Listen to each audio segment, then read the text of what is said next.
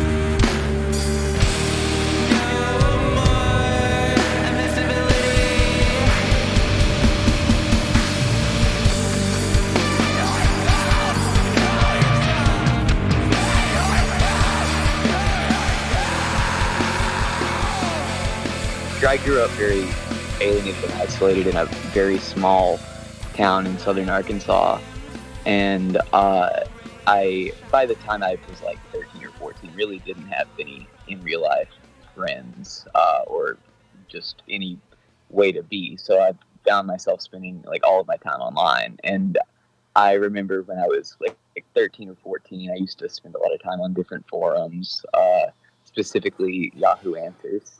Rock and pop section, and I was introduced to this thing called Screamo, or Scrams, or Real Screamo, whatever. It's a, you know the lexicon. And I was so like, I think like most or a lot of trans people that I know, like that have also been involved or in Screamo or like have found themselves drawn to it. It was just such an intense like form of release, like immediately upon hearing it. Like I remember specifically like listening to Antioch Arrow and Orchid and just, I guess not really like just feeling such a direct kinship with like the form, like sonically, because I'd always been drawn to poetry, and I like have written to both actualize and to just move forward throughout my life. And like, I'd say, like, that was the first time I just felt like, okay, well, this is like something that I can find myself in, but I didn't really know how to do that yet. I was really young. I was like 13, 14. And over the next several years, spent a lot of time on the internet, making different connections, being involved in really, honestly, toxic forums and Facebook groups and all kinds of different little things. But meeting a lot of good people, and eventually through that also meeting people in the Little Rock scene, which was the closest like DIY scene that I was to, like, geographically. It's my home state. And I was both like super interested in getting involved, didn't really know how because I was like 15 at the time, and I couldn't drive. But I started having people hit me up through like the DIY scene to book their band in Arkansas, and I was like, well, okay, I'll see what I can do. I don't really know anybody. I'm like a child, but I ended up making a few dear friends just by like messaging them on the internet, asking them to help me set these bands up here for shows. And I like did that for a while, and ended up spending a lot of my like first couple years in DIY as a teenager, like just coming up and spending a lot of time here, coming to like every show I could that I'd like help set up, and just like trying to be involved. Was still like at the time very just dysphoric and scared, and didn't like have any confidence in my own abilities outside of writing. And like stayed involved, and over the years, really, like I'd say I took a bit of a step back from music as like a focus during the pandemic for a couple of years, and like then toward the end of the pandemic, after I came out and transitioned, I mean, it's like, once you crack that, like everything else just kind of pours out, and it's like, why have I been wasting my life not making the like music that I've always been drawn to? Yeah. And like it was last year, I like had a really tumultuous set of few months, about 6 months after I came out, and I like had to like essentially escape a housing situation, and got into a new one, and then ended up having to escape that one too, sort of, and just had a lot brewing, and had a lot of rage, and had a lot of frustration, and also frustration at myself for just like dancing around what I'd always wanted to do. And so like I'd say it was that situation more than anything. Like I feel like I'd already had like the like live experiences like time and time again to like get me to like want to do it, but until I'd actually transitioned, I don't think I could have in the way that I needed to. Yeah. And or didn't really know how.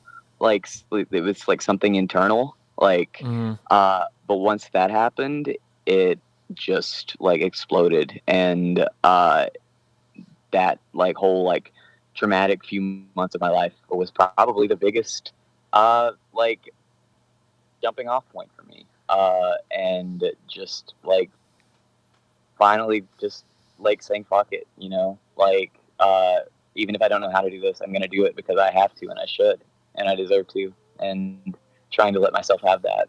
Yeah. I mean, first of all, I want to say that with those toxic online forums, that's probably where we got introduced to one another, for sure. Yes, for sure. But yeah, you know what? I'm not trying to play armchair psychologist here or anything, but I have been Play armchair. No, this is funny because this is funny because like this is just something that's happening right now. It's just I've never watched The Sopranos. Like and you know, there's I'm sure that's sacrilege to a lot of people. The thing is, like, I That's remember okay. when it originally aired because I'm like really old, and it was like it aired in this like it started airing in this like magical portion of time where I had just moved into a place, and like the person I was with, like her parents like set up like cable for like a month for free for us, you know? Hmm. And then after a month, we just got it turned off because we were like, we can't afford that. But Hmm. like, that was like in 99 when The Sopranos start airing. So I saw maybe like the first 2 episodes, like way back in the day, and I just never watched it. And like now, like we have like my mother-in-law's HBO Max account, so we're like watching The Soprano, and Yeah. so then this Mister. like, you know, what's that fucking painting about, you know? But it's so, you know, you're talking about like you didn't think that you had it in you to do this, but like realistically, you did, and if you look back, I'm sure now at this point you can see that you did because Oh yeah. we Oh yeah. shared a stage together. You know, you and I, Yes, we we did. played a set. You know, it was a gas up set at like one of the coolest festivals that I've ever been a part of, the Yes. Swamp Fest. Yes. We did that, and We you did were do that, great. didn't we? You know, and I think that now you're like, yeah, it was actually just this other thing that had to happen. Yeah. And that would be you coming out, like to where you realize like there was this, it wasn't ever like your abilities or whatever. It was this other thing that you had to come to terms with first before you could like think that you know, I mean, you know, I'm not gonna put like words in your mouth or anything, but like, you know what I'm saying? Like, it seems Yeah. like No. that's what it was. Is you were like, you had to come to an arrangement with yourself to where you're like, you know, you said yourself, you're like, why have I been fucking around and not doing this? Yeah. No. Yeah. But you're totally right. And that set was like, or that song, I guess, that we performed together was fantastic. And I don't know why I didn't think of that when you asked me that question. Because that Oh, was a really important experience for me. I said Um, now I'm like that was just one song because that was like that's like that's like my memory from that whole thing is like you and Aw. me, like so yeah, so like I was like I'm like, wow, that was only one song. Yeah, maybe it was more than one song. I yeah, actually don't. Maybe it was. yeah, I don't now I'm, you know, I mean the whole set was like 8 minutes, you know, so Yeah. Yeah. so Yeah. either way it went by in a, you know, in a flash, but Probably two yeah, or three of them. Yeah. it is really cool that finally, you know, like we, not that we're playing a show together anytime soon, but now we have like We should though. an opportunity to create something like that again, where we're Yeah. both coming out like as the more like true versions of ourselves. Like that would be very special to me as well. Yeah. But yeah, so you know, you're booking all these shows and you're getting to know these people, and you're more or less like, you know, like, I mean, when you were 15, that must have been like when we, you know, first started, you know, occasionally chatting and stuff like that. Hmm. And you're booking shows, and like you said you were getting to as many of them as you can because like obviously you can't get a ride all the time. Yeah. So you're just like going to the shows in Little Rock. You're going to shows at people's houses and stuff, and you're getting to know the people, and you're just like, hey, this band that I know, like they need a show. Can Hmm. your house host it? And so it's like you know there's this like you're like a facilitator of this event that you can't even always go to, but Yeah. that's You know, like, how has that like how has that informed the way that you approach like booking your own band now that you're in band? Like that's a really, I don't know how to ask this question, but that's a really good place for someone to come from, because you know, like what's pissed people off before and you know what I mean, yes. and rub people the wrong way. And so like, what are your biggest lessons as far as like that you took from like when bands would ask you for things and you're like, well, that wasn't necessarily cool. You know, I'm not saying like out anybody that, you know, or whatever, but like Mhm. that had to inform like how you would do things now. Yeah, I'd say more than anything, because I was lucky enough that everyone that hit me up back in the day was like, pretty tactful and pretty, like, the way I would prefer a band to even now approach me Mm-hmm. about things, maybe less professional, maybe less like with a veneer of like, like for professionalness to it, and more of a casual way. But like, I'd say like more than anything, that whole time period and like the time period before it even, because I glossed over the whole like uh Interscrams like thing in like 2012 when I was like 14, because I was a part of that whole like label, I guess, whatever that was. Oh yeah. Um, yeah, I think just having like a lot of those experiences and being able to like, I guess realizing from a young age, more than anything, it just kind of like made it clear that like these things were like so much more possible, like, and so easy to like in terms of like coordination and planning than I feel like most would understand. And I feel like a lot of people, when they like start booking shows or like maybe come to like DIY as a whole, uh it can seem like a lot more than it is in terms. I mean, it is a lot, obviously, Mm-hmm. but like the simple act of like being able to like set up a show and like, make a flyer, get people there, like pass the info around, like it really just like opened me up to the process from a young age of just being like, okay, well, if I want to do this thing, or if I want to set this up for somebody else, or if I want to have this done, I can literally just like do it. Like I can literally just communicate this to other people, and it can literally just happen. Like it, as long as there's like a location, PA, and like we facilitate like a flyer, and like just like I feel like it just helped me a lot in terms of being able to communicate, and like not feeling like as afraid to just start a conversation and like propose an idea, because like I was lucky enough to be like surrounded too by all these people like yourself who were like just like doing it all the time and had done it forever. And it was like, I was like, okay, this is like a whole like ecosystem, and it's really not that hard to just be cool and chill, and you can kind of do like whatever you want in that regard. Like, and you can set up like whatever you want, and you can bring whoever, wherever. And there's really no, I mean, obviously, some people are gonna like want guarantees and certain draws, and that's totally fair and fine. But like in the sense of like, in just like a general sense, like there is like, even in Little Rock, like you can have crazy shit happen, like,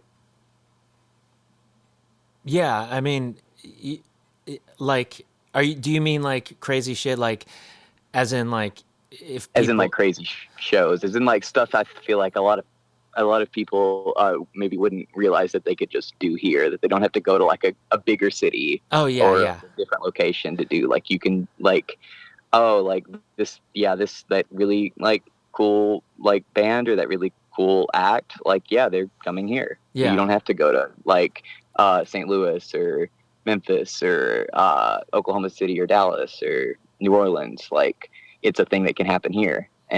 and I, there is no real limit to that. yeah. I've only had good shows in Little Rock, so I mean, It's a special city. yeah. never played. I never played Little Rock like back in the day when I was like living in Florida and touring from like Florida and stuff. I never, Really? yeah, which is weird to me now, but like it just never happened, and then it's just like one of those things where it's like, oh, like it's actually not that far from where I live now. It's probably it it's closer to where I live now than where I lived in Florida or whatever, but it seemed like, I was always like a state away, like, I'd Yeah. be in Mississippi or, or wherever, like not necessarily, I don't know, my geography is getting fucked up right now too, I think. But It's okay. I I States are haven't weird. I haven't I haven't been on tour in a while. It's like it's that was the big thing with like, COVID for me is like I'm like we get into that, and then we get into one of my kids having to have a liver transplant and now is on Yeah. immunosuppressants for the rest of his life. So like Mhm. I'm like, could I even if I had the money to do that now, like could I Yeah. even do that? Because like I'm almost definitely gonna come back with something, and Mhm.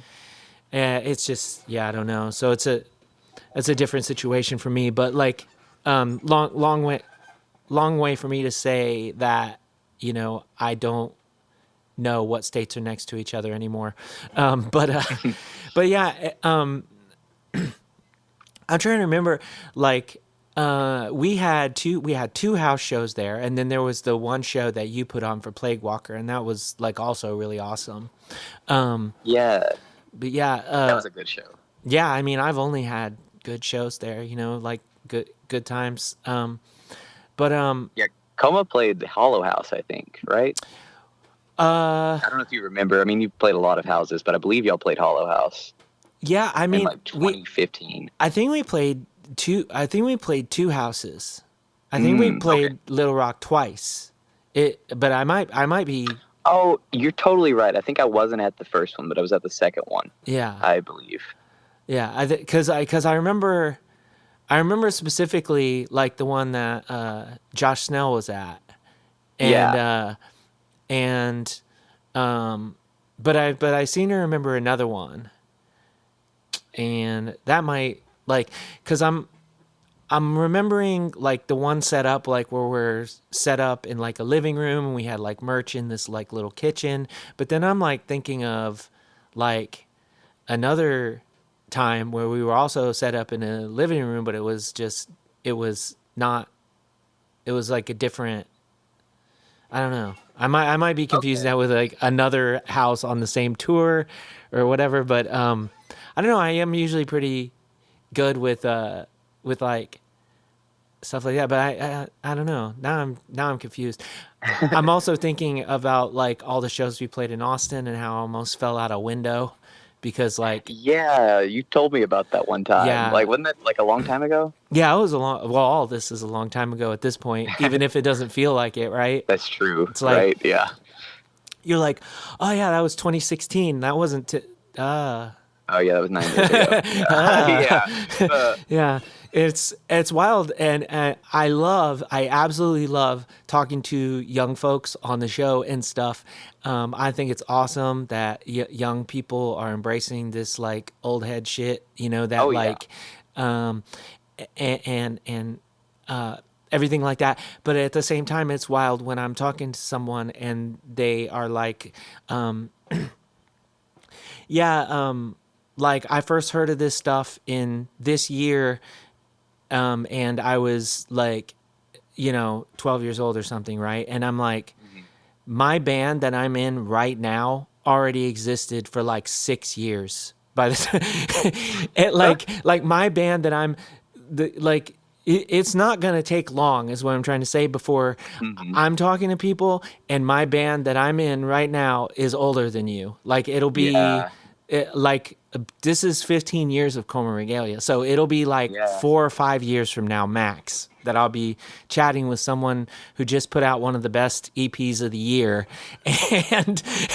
and I'm like, my band is older than this person, and 7 times as many people listen to that person's band. But anyway, you know, this isn't a analytics. This isn't a metrics game, you know. Yeah, but I know what you mean. It is like crazy to think about in those terms. Yeah, it is. And it's really you've cool. been in this game a long time. Yeah, and I really respect you for that. Always have. It's just like, what else am I gonna do?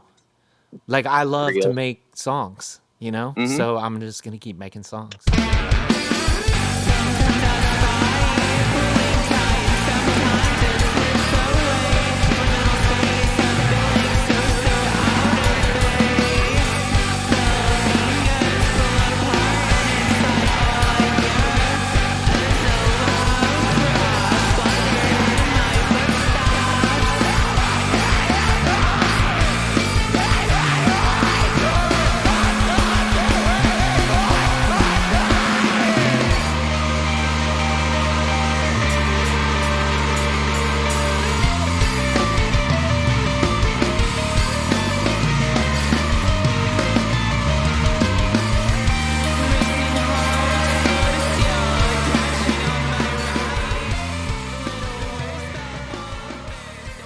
There's always that thing where it's like, are you like I don't ask myself this question, but you ever have like a bunch of questions that you think people wonder about you or something? Like, maybe that's really vain or whatever to assume that, but it's like, you know how you follow like some of your favorite musicians and they get to this sort of period where it's like, oh, the music that they make isn't as aggressive anymore, and like it's still good music or whatever, but it's like there's almost that like, okay, like this is like a soft, like they got it out, a soft retirement or whatever, you know what I mean? Like, where it's like now they make indie rock, and they make great indie rock, but it's like, you know, they got that out. They're not just like this like angry like screaming person all the time anymore. And I'm like, yeah, I don't know. I would be totally down to make an indie rock album like right now, but I'm still about to record like the 9th Coma Regalia full length like in a month or so. So like it's, I don't know. I can't imagine like, I hope it's not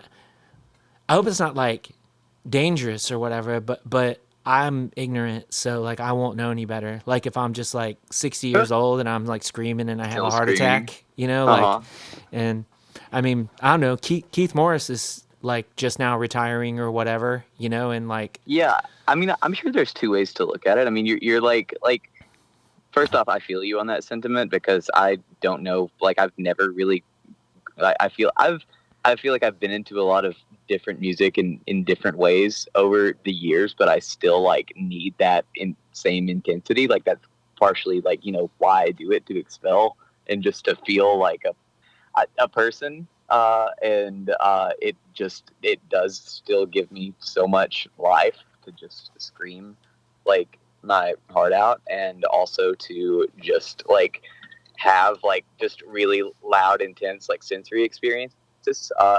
So I'll probably be doing a similar thing to you, and also I guess you could look at it like, you know, I mean, you're still exercising those muscles, so in a way you're just like, you know, keeping yourself like in good shape, you know, like look at it that way. Yeah, don't gotta get ready if you stay ready, or exactly. Yeah, but it's, I mean, it's just, it's like, you know, I don't know. I've said multiple times that, like, you know, my version of the midlife crisis where somebody buys a sports car that, you know, has a top that rolls down is like just trying to play blast beats as fast as I can. You know, it's like that's me being like, you know, I'm not getting old, you know, I'm not too old for this shit. But yeah, it's I don't know, yeah, like there was like a, there was a time when I first started making comics and stuff where I'm like, because that was something that I told myself, that I wasn't good enough to do for like my entire life, and then and then I started doing that, and there was a minute there where I was like, this is cool, like, because this feels like something that I can do if I physically like can't make music anymore. But that was like pretty ignorant on my part as well, because like I'm like, I never realized like, okay, it takes me like 5 to 8 hours to finish a page of comics, and like there is a physical aspect to that that you don't consider necessarily until you're doing it, where you're just like, why am I fucking exhausted? I sat here and drew all day. Like, why, it's different obviously, but like the idea that like that was less physically demanding was is probably like really naive, because like, I mean, I played guitar when I was like physically ill and stuff, and and I could not draw when I was physically ill. Like, it doesn't, like, I don't know. It requires a different kind of concentration or something. Like, playing guitar is almost like muscle memory to me at some points, but it's got a lot of fine motor control baked in. Like, I mean, and that takes energy, and like the less you have, like, it's probably a lot, like, a simpler like mechanism to strum a guitar, especially when you've been doing it forever and your body just kind of does it naturally by this point. And it's not hand-eye coordination necessarily, like it can be if you like gotta check yourself. You gotta check, look at the frets real quick and see where you're at, if that's, like where you're at with whatever you're playing. But like drawing is constant hand-eye coordination. It's like, you don't just like start drawing something and then not look, it's and it's, I don't know, it's in some way it feels like it's less physically, like, because you don't have to do anything at a fast pace if you don't want to, you're kind of, it's like this relaxed range of motions, but it's, I don't know, it's cerebral and it's different in a different way. But I don't know, long story short, like, I came up really quickly where I was like, hey, I need to figure out how to have a balance between these two things in my life, because like neither one of them satisfies me as fully as both of them together, Yeah. No, that makes sense. Yeah. So like, you mentioned interscrams, and that was something that I haven't thought of in a really long time. And like, Same. What was that? I remember it was like, what was the idea? It was like, y'all were going to do some compilations and some, like, how did that happen? Well, okay. So, first, it's a very weird period of my life. And it was also the first, like, so like basically what happened was I was in like a quote unquote real screamo group on Facebook in 2011. I was like 14. And I got added to this like smaller group of like friends within it. Like one of the members, who I will not name, started this little like internet tape label thing, and like this person in particular just kind of took a blasé attitude to everything, and a really like careless attitude, and was a very opportunistic person from the get-go. But I was 14, and like very just wanted to be part of something, like had nothing in my real life day to day. And this group, everyone was like, well, why don't we just put out a giant compilation of like screamo bands that have like literally there was no real criteria other than they're like a screamo band of some kind from like anywhere in the world.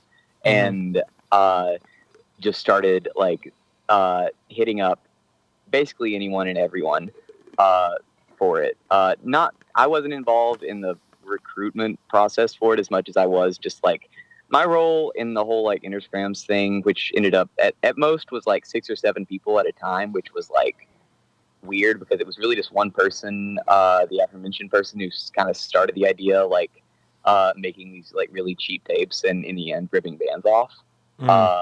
And but you know, I didn't know that at the time, and none of us did.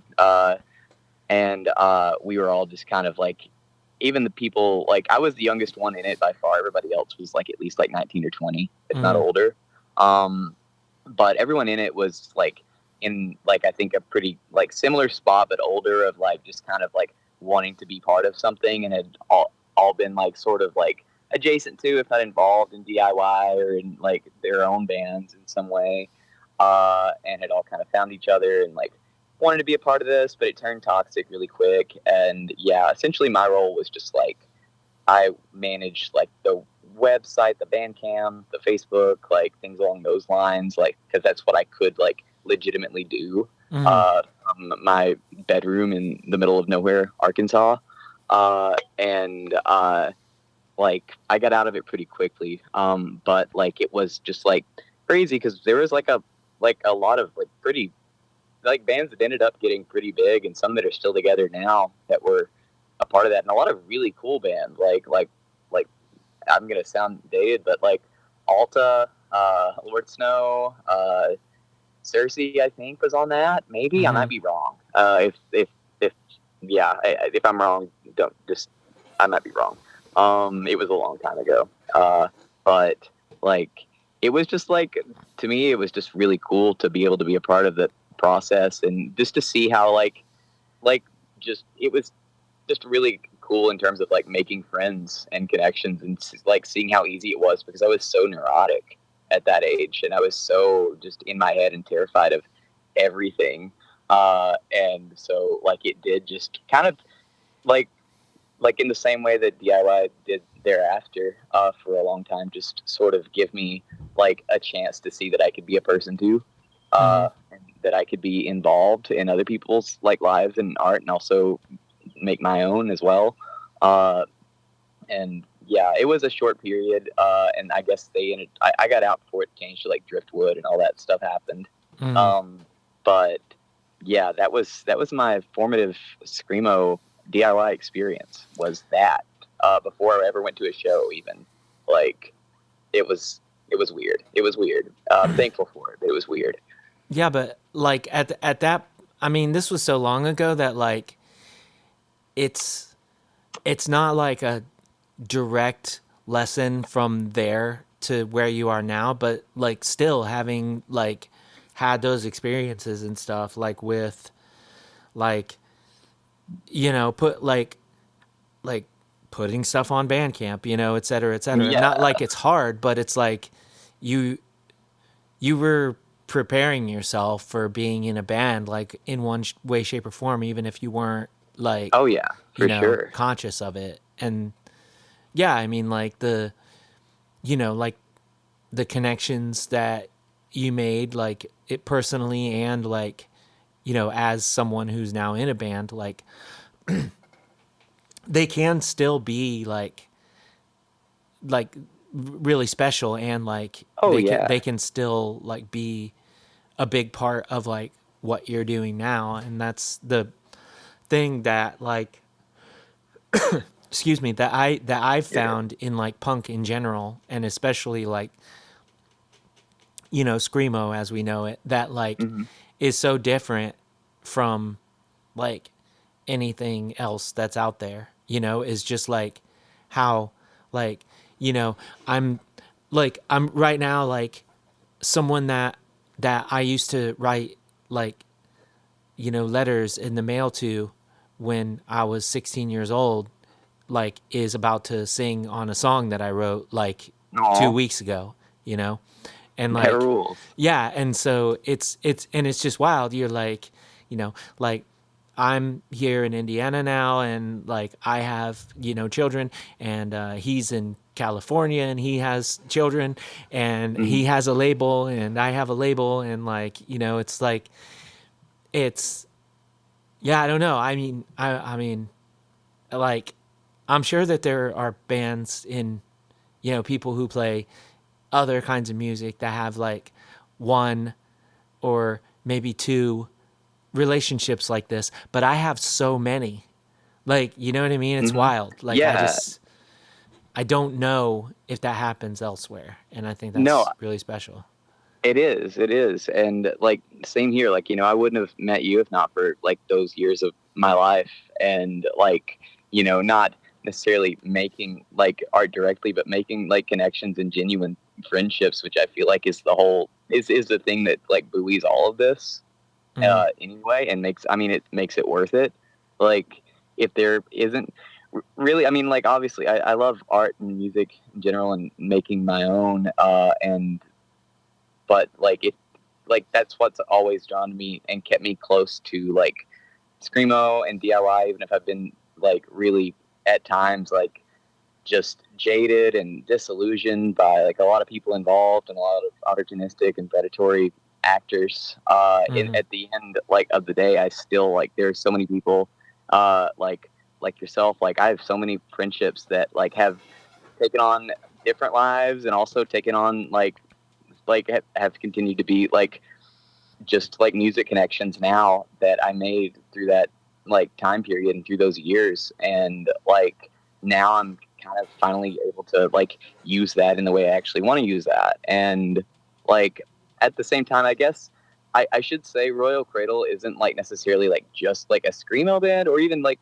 that necessarily. It's like, it's kind of started as more of like a noise rock like type thing. But because of like my own like vocal tendencies and just like our own like taste as like band members, like, it's definitely like has aspects of that in it, and it will always, because that's just like, it's almost like natural to me at this point. Like, I don't really know like a lot of other ways to be, or it just feels right. Yeah. Still, you know. Yeah, I mean, not that other like vocalists for different kinds of bands and stuff, not that they don't go out there and go apeshit or whatever, but it's like, from what I've seen in the photos of Royal Cradle so far, it's like, yeah, this is a a screamo person like doing the vocals here. Like, I don't know what's happening musically just yet, but like, You'll hear. Yeah, You'll hear you can tell what's happening. And like, yeah, I'm not a any music with screaming in it is screamo person, but no, same. At the same time, I think there is a bigger, like, there is more room in like this area where we're calling everything screamo than just bands that sound like Orchid or whatever. And like we know that, right? Because like there's Envy, and Envy couldn't sound more different than Orchid, but I'd say they're both screamo. Like, a lot of people will say, a lot of people will get into the fine weeds with that, Envy is post rock screamo, or like, and I think that those the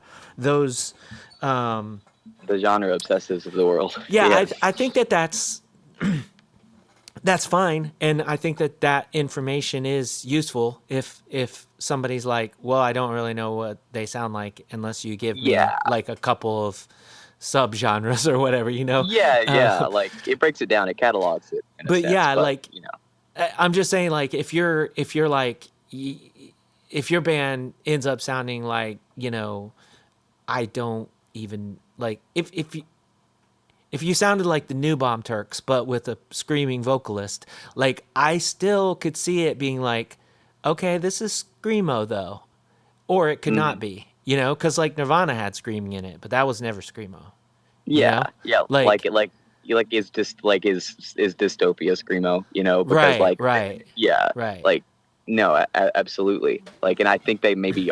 I would classify them as adjacent or like on the fringes of that, because like, absolutely, I think in a lot of ways. Yeah. And like with the bands that they were playing with at the time, I mean, like, it's not really like, I feel like getting like too in the weeds about it just like kind of misses the forest for the trees. Yeah. But that is where we came from though, right? When in Nair, and all that. Oh yeah. Oh yeah. No. Yeah. Yeah. So we're Yeah. just No. It's falling always. back on old patterns, you know? Yeah. It's always gonna be there. And I mean, I definitely kind of.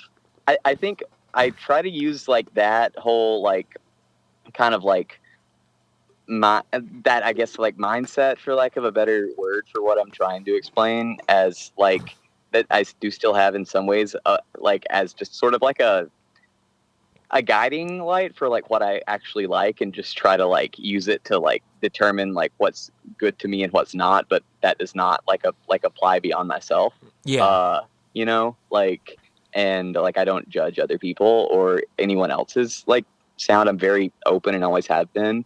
I think like I try to just use that like maybe younger self like elitism that was definitely there when I was a teenager, to just like kind of like be like, okay, well, like what did I like? If like sometimes I'll go back and I'll be like, what did I specifically like about like this one band, and like what were they doing that specifically stuck out to me that was like really fucking good, and like or that was like screamo, and like which part do I actually care about, and like how do I want to like maybe try to like deploy that or channel that in some way, because I think I'm like, and I think all musicians are doing that, just like, you know, like we hear some shit that's like life changing, and you like want to like in a way pay homage and also like take from that and like build on top of it, Yeah. you know. Yeah, there's a there's a theory in like writing and stuff where it's like, you know, a lot of people think that like their idea is like this be all end all idea, but like ideas are shit. Like Yeah, ideas are ideas ain't shit. Like it's about the execution, you Yes. know, and it's the execution of these different things that like is what truly makes something special. And like Yes. that's like, I mean, there's a lot of little clips or whatever you can see online where there'll be like something that's like the drummer determines the genre or something, right? And so it'll be a drummer saying like, if I play this exact same song with these different approaches to the drumming, it changes it so much. I don't necessarily know if I agree that it changes the genre, but I see what they're saying. And so Yeah, that's for how sure. 4 people, you know, or 3 people or 2 people even, or 7 people, who knows, you know, if you're page 99 or whatever, like that's how none of these ideas, like the idea, there has to be one, obviously, but like that's how they turn into something that is like really special, or because the execution and each person's execution and how these things all fit together become this other thing that is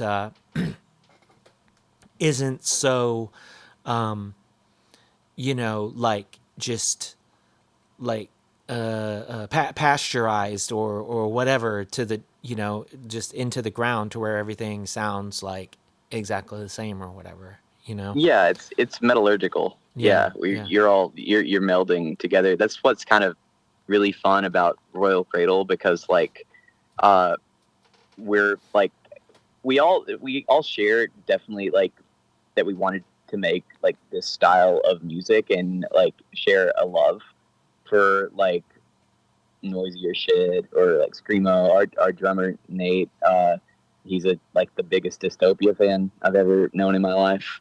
Um, uh, but like that's kind of like the reason I thought we'd all like make an like a like it, both interesting, like fun and challenging like band, is because everybody is just kind of like their own person and has like very much like different like styles of like music, of physical art that we're drawn to, and I think everybody in the band is like pretty like writes on their own in some way as well, like as in like poetry or really any form of like literary writing, and uh, like and as such that's kind of why I feel like it doesn't kind of like fit, even if like spiritually for me it is like screamo, and like I feel like as a whole it does fit into that, like into what you and I would describe as such. In a lot of ways, it like isn't necessarily that, and is like constantly kind of like shifting. Like, I mean, the last song that we wrote, our newest one, is like, for me, it was like mostly inspired by a Deerhoof song, and like they're not, like us, they're not Deerhoofs on the screamo band, but like, yeah, I don't know, it just all kind of like folds together. It's about the love of it and the love of doing it, and like it is the execution. It's like actually getting it down and doing it enough and building that bond with each other to be able to hold it down and want to keep doing it. I need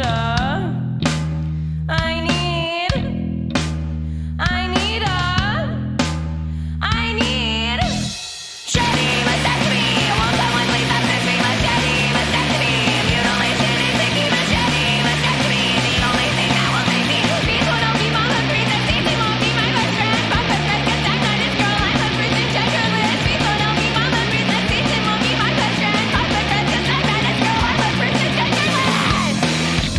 I need a mastectomy. Get these fuckers off of me. I need a neural release. And how did the band come together exactly? Like, was this like you being like sort of knowing like each person and put, or was it people that were already playing together and you're like, hey, like, what if we do a thing? Like, how did, the band form, or did you like put this together or were invited or whatever? How'd that work out? So about a year ago, I'd known, so I guess I should say, for starters, we're all pretty far apart in age. Like, I'm like right in the middle. I'm 27. Nate, our drummer, is 21. Kylie, our bassist, is 32. And I believe Dylan's either 32 or 33. I can't remember which one. But I had met Nate a few years ago, and immediately been drawn to this like kid. And like we just like nerd out over like specifically like rudimentary peni. We would nerd out over a lot. And I'd been wanting to be in a band with him for a while, and I'd been wanting to do something like heavier and like specifically something like in the noise rock vein, like Rectolygenics, Cherubs type stuff. And I had in mind him. Kylie, our bassist, she hadn't before this band. I think she briefly played or practiced with another band last year, right before we got together. But she hadn't played in a band since she played in Junk Bomb, which was one of my favorite Little Rock bands of the 2010s, and also partially a Minneapolis band too. I know they lived in both cities and kind of like there's a Little Rock and Minneapolis pipeline that goes back quite a ways. Oh, that's wild. Yeah, I know. It's interesting. And it's still alive. But I'd known her through like just like DIY, and we used to like I had like started with a few other people like a punk baseball team here back in like 2018. And she'd hung out with us, like some, and played with us in like 2019. So I didn't know her that well, but I knew I really respected her. And I like had seen her do it before, and I wanted to do it again. And like I said, I'd been like wanting to be in a band with Nate for a while. It had just kind of come to fruition. He's an incredible drummer, and Dylan, our guitarist, was someone that actually, I guess I glossed over this. I briefly was in a band last year with Dylan, that was actually also originally a Minneapolis band that moved to Little Rock. But I only played like one show with them. But I'd worked with Dylan for several years at the same pizza shop that Nate now also works at, and knew him through that. Is that the one that does the shows there? They used to at their location in Conway back in the day. It's called Zaza. Oh, okay. That's not the one. We went to one when we were there. Was it Pizza? I took you to Pizza D, didn't I? I think so. Yeah. Because I remember, because you were like, is this a smoking bar? And I was like, oh shit. Yeah, like I will die. Yeah. No, Yeah. yeah, I felt and so bad. the place was like it was like everybody was like, yeah, they do shows here too, but like our show wasn't there. But it was like Yeah. yeah, it was a cool place though. Yeah, that's Pizza D Action, or the D, as many of us call it. That's kind of just everybody like in the punk, I guess, like foray here's like home bar sort of thing. Right, right.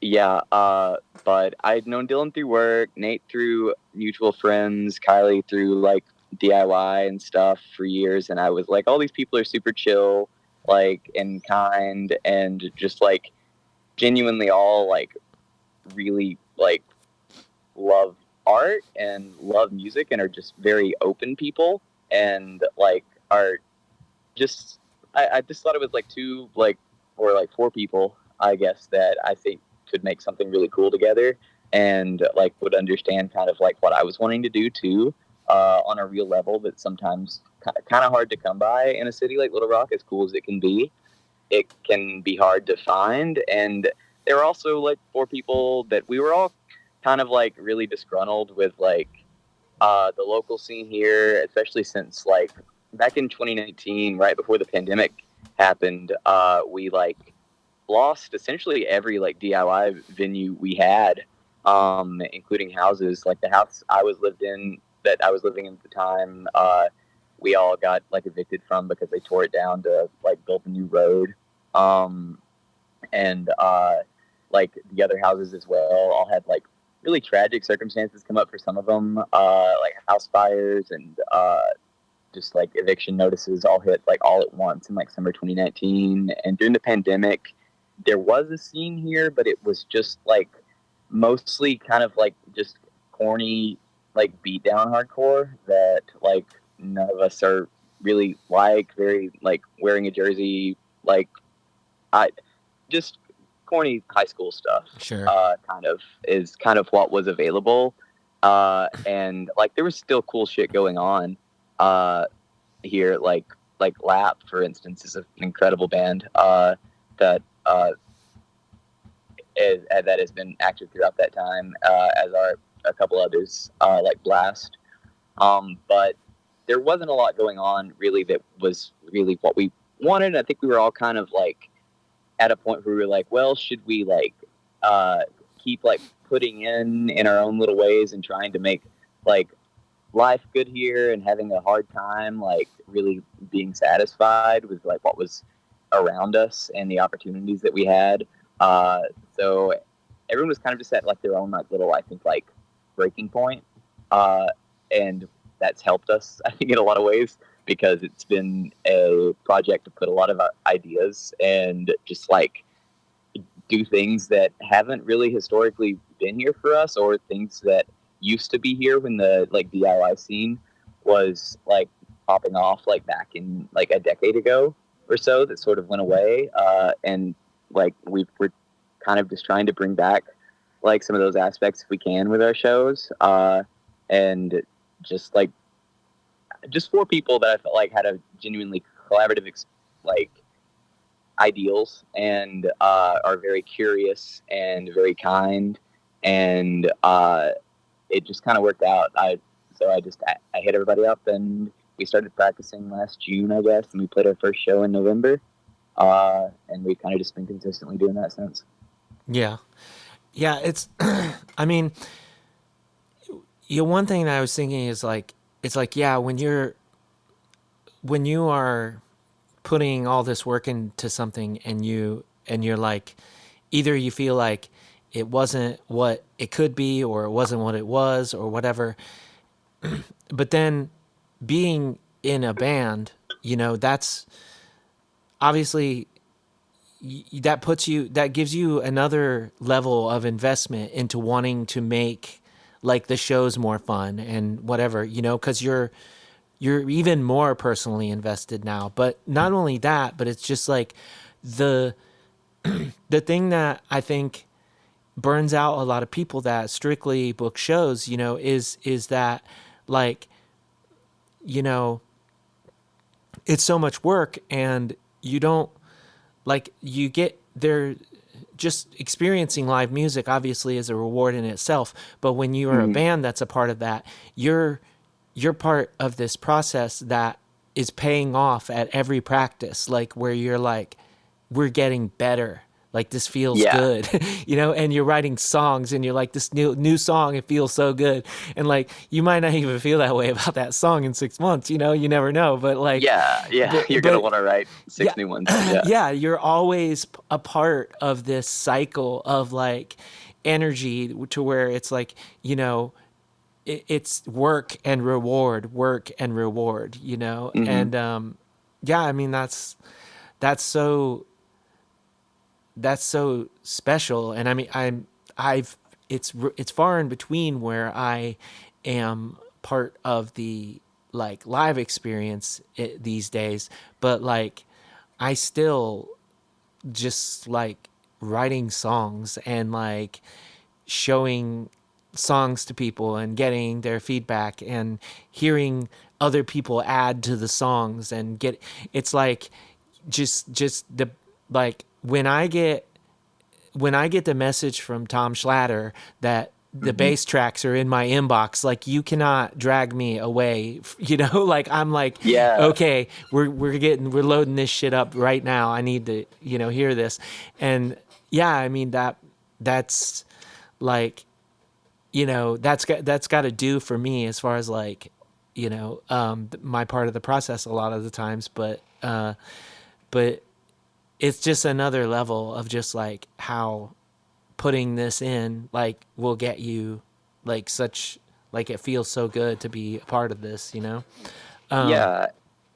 like I think on top of that for us, and I can say for me too, like a lot of that frustration with the local scene here was like frustration over just how like male dominated and specifically cishet like dominated it was, and how like they're just sort of like wasn't just anything fun for I think a lot of us to do, especially if like you're like there are bands that have been putting on like Laugh, like Ultra, like PCP here, who are all dear to us, and have started to like actually like have shows and like just different events for people that aren't just like your basic like hardcore show where some like cishet dude is gonna call you like a pussy, and just like that's basically like a big part of this is just like for me at least I can say is trying to like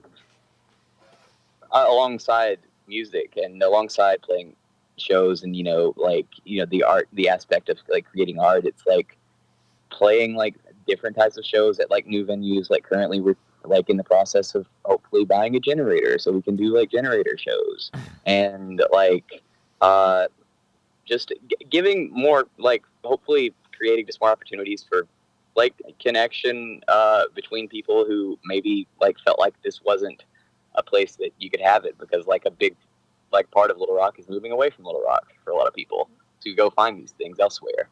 And like so I guess yeah, I mean, it's wild. Like I am just piggybacking off of like what you were saying, but like it's like in the last like year or so or whatever where where like I was going from like playing lots of shows all the time in I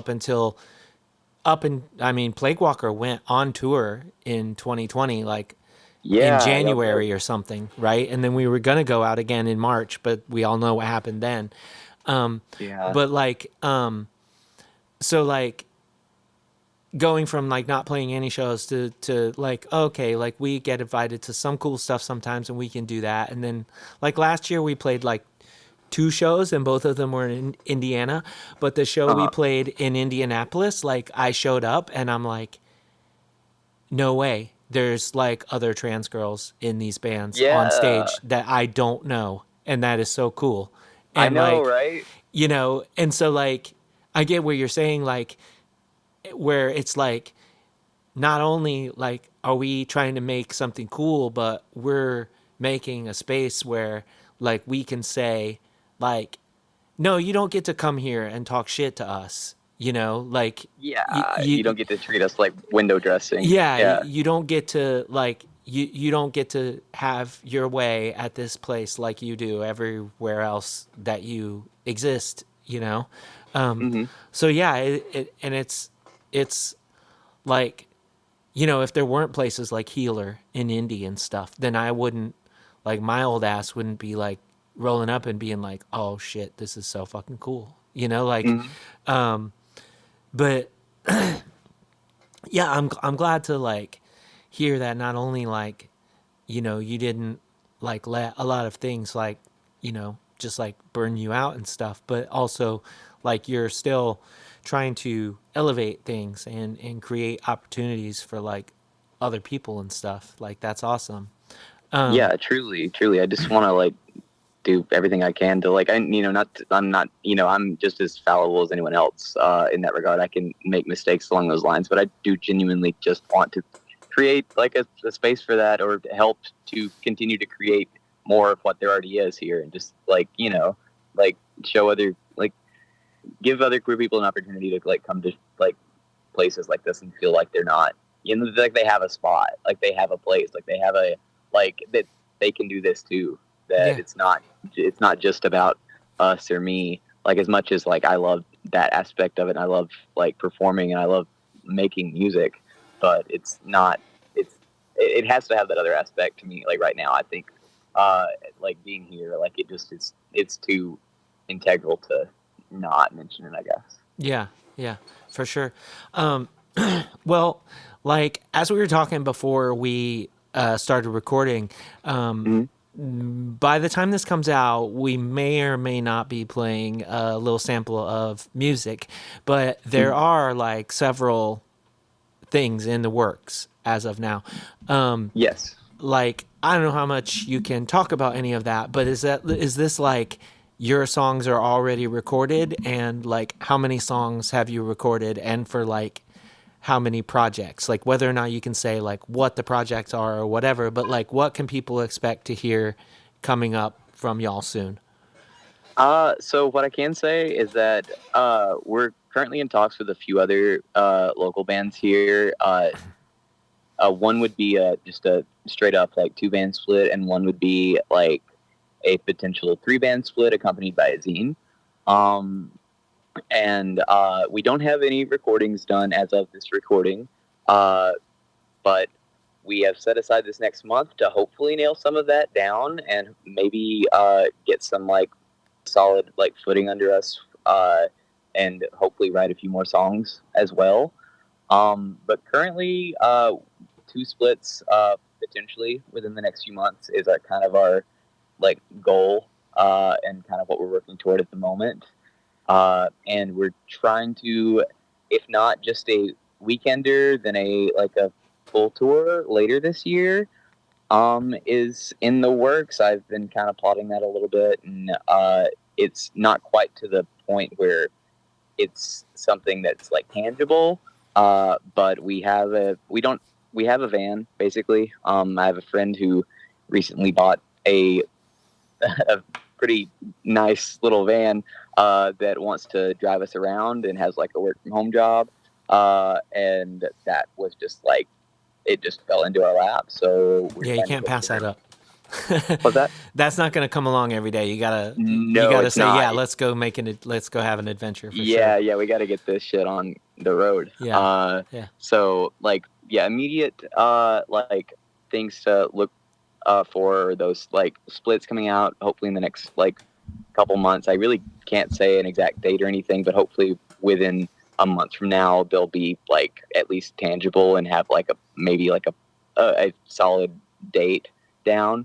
But yeah, that's where we're currently at. Yeah. We're trying to take the next month or so to like away from shows to just get that stuff nailed down so that we can also move on and like write more stuff, because I Yeah. know we're all just like antsy to continue this and like get to the next spot. Yeah. But yeah, a couple splits. Are you planning on, is the band going to record itself, or are you like talking to other people that are going to record you? I've got a couple ideas, and we've got a couple people that have like offered to record us. Some in a more amateur variety, and some in a more like studio environment, which I would prefer to do if we can afford it. Mm-hmm. So like we've got a few potential options, and I think we're just got to decide which one we want to go with, sorta. And I have a friend who is an incredible like producer and mixer who typically doesn't like produce and mix our style of music, but used to play in a similar style band, and I think would make would like if we could get a studio recording done, like I'm hoping we can soon, like would I think do it a lot of justice to have it produced by them. But yeah, that's I guess the like it nothing exact, but we've got options and are currently just kind of like trying to decide what we want to go with. And that was my conversation with Ilena Ildre. Thank you so much, Ilena, for taking the time to chat with me.